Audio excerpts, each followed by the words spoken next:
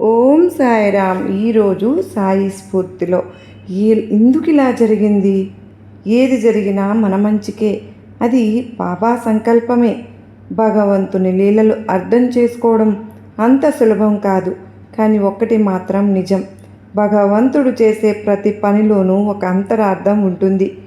తననే నమ్ముకున్న తన బిడ్డలకు భగవంతుడు ఎప్పుడు మంచి చేస్తారు. శివుని ఆజ్ఞ లేనిదే చీమైనా కుట్టదు అన్న పెద్దల మాట అక్షర సత్యం. కొన్ని సంఘటనల వల్ల మనకు చెడు జరుగుతున్నట్లు అనిపించినా నిజానికి అవి మన మంచికే అయి ఉంటాయి. కొన్నిసార్లు బాబా విధించారు అనుకున్న శిక్ష మనకు గొప్ప శిక్షణనివ్వటానికే కానీ మరికొందుకు కాదు. నిప్పుల్లో కాలనిదే బంగారానికి వన్నె చేకూరినట్లే కష్టాల రుచి తెలియని వాడు సంపూర్ణమైన జ్ఞానాన్ని పొందలేడు. మన జీవితంలో ఏది జరగకూడనిది జరగనివ్వరు మన సాయినాథుడు.